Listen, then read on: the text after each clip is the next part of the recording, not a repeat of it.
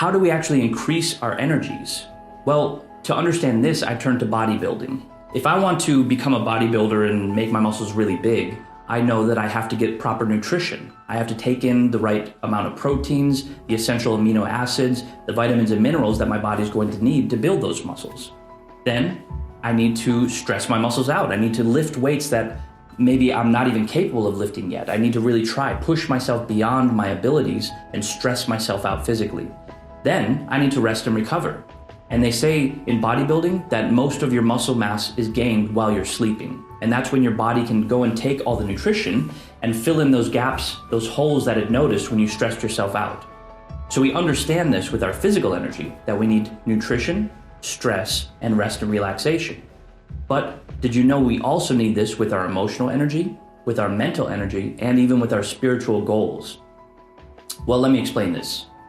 You see, our nutrition phase needs to be about 30% of the time. We need to be taking in nutrition. Our stress phase needs to be about 10% of the time. This is where we're really pushing ourselves. And then our rest and recovery phase, that's the biggest part. That's 60% of the time. So we already know with physical energy that our nutrition is food. We know that our stress is exercise.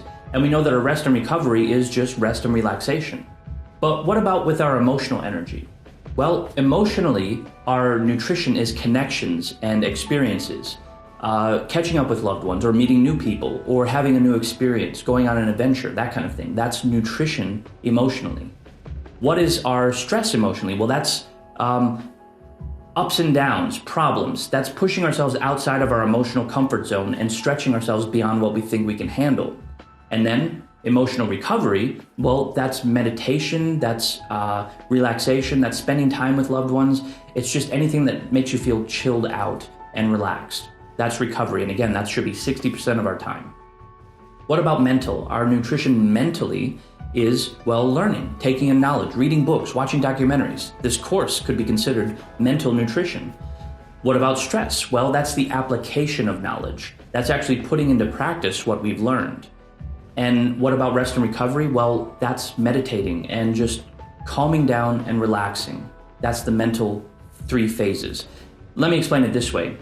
Someone who always takes in mental nutrition, who just reads a lot of books and learns a lot of theory, but never puts it into practice, that's the same thing as a big fat man who eats a lot of food, takes in a lot of nutrition, but never actually exercises. You don't put that nutrition to use.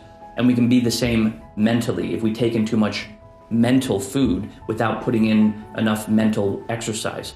So I urge you, when I have an exercise for you to do in this course, actually get up and do it. Don't just watch it, but actually put it into experience. So then you keep your education balanced with your experience. So please, put into practice these exercises in this course. And what about spiritual energy? What is nutrition spiritually?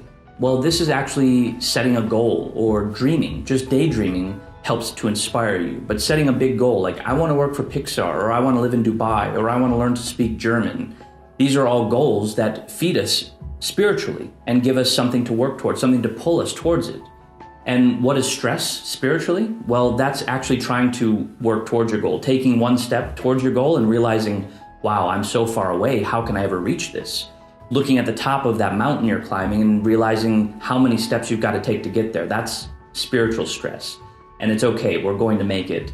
And then what is spiritual rest and recovery? Well, once again, that's meditation, that's rest and relaxation, that's maybe reading inspirational stories about people who've already reached your goal, which again, that's where this course comes in. I've done these steps and I've gone through it and I've reached those goals and I can show you the way. So now, how do we take all 4 phases of our energy and cycle them through nutrition, stress, rest, and recovery?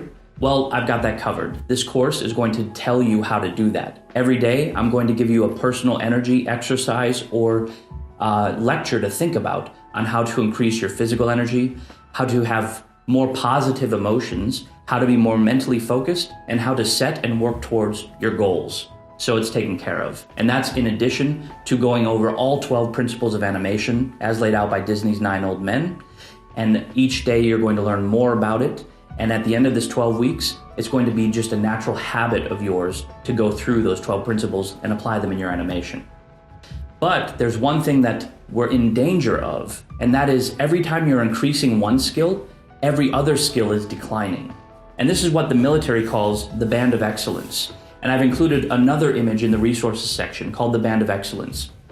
And what this means is that we cycle through every skill, every energy, and through every phase of the energy so that no one skill is declining for too long. Before that skill can drop down too low, we're already doing it again and practicing it again and increasing it. And then we cycle between the different skills and the different principles of our animation, so every skill is increasing over time. So this is the Band of Excellence, and you can really research into the psychology behind it. It was developed by the US military to help stop their troops from declining in all of their abilities and all of their skills. And now I've designed it into this training program to make sure that your habits are going to keep you on a continual upward spiral of excellence. So I hope you're as excited as I am. This course is a lot of fun, but it does take dedication, so please, follow all of these instructions and really think about what I teach you in this course. And if I ask you to get up and do an exercise, then actually do it. And here's one for you right now. Let's say you're a bit low energy. How can you increase your emotions? How can you increase your physical energy in an instant? Well, that's the cool thing, is we're in control of our minds. So right now I want you to just clap your hands and rub them together and just say, woo, all right, this is gonna be a good day. See, that's self-suggestion.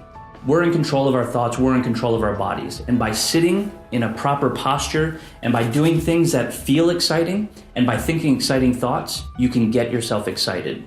So this is the first step on a long journey, and I'm gonna be with you for the next 12 weeks. So until tomorrow, get plenty of rest and get yourself excited.